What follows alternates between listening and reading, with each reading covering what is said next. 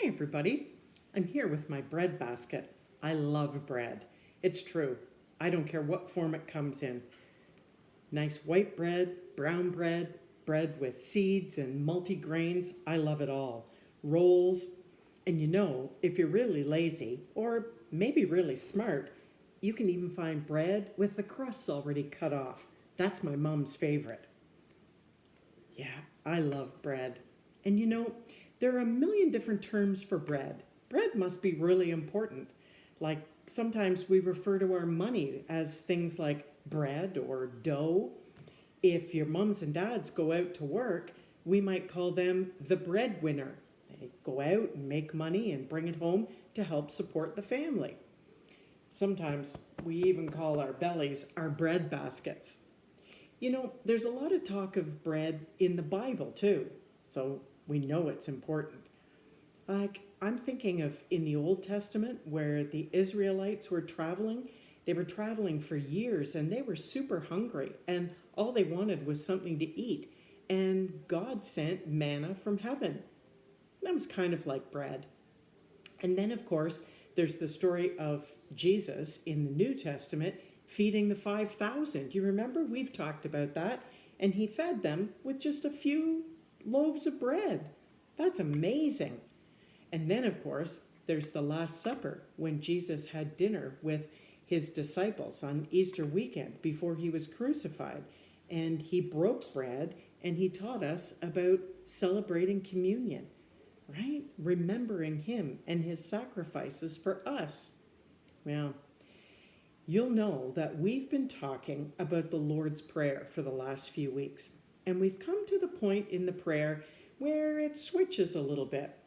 Up until now, we've been talking a lot about God.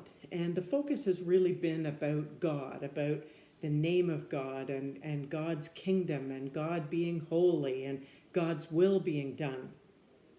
Now, today, this week, we're kind of switching the focus a little bit to ourselves. This week, we're looking at the line, "Give us this day our daily bread."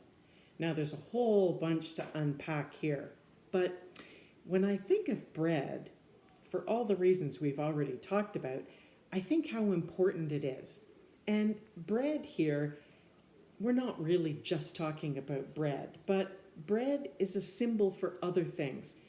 Well, bread was so important in the time of the Bible that it was really a need for people.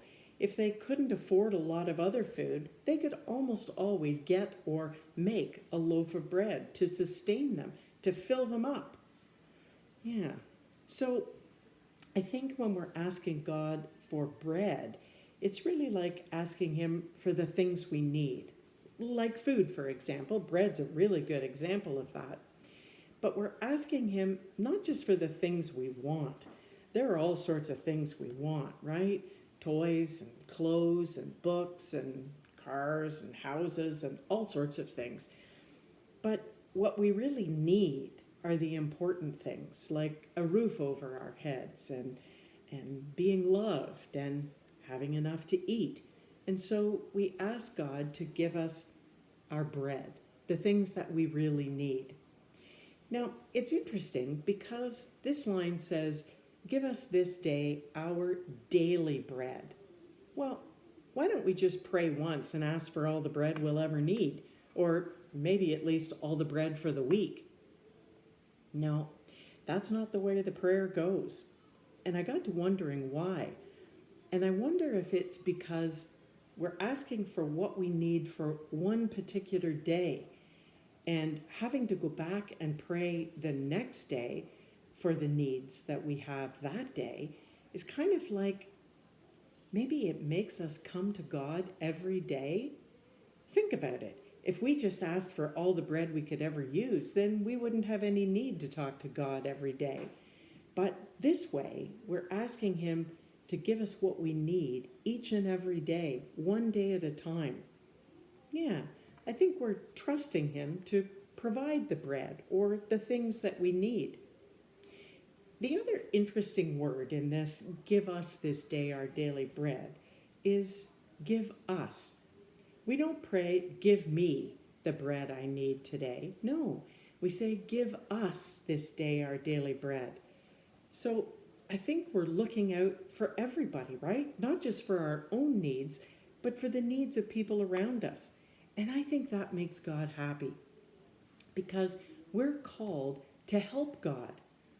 Now, in a perfect world, everybody would have all the things they need all the time.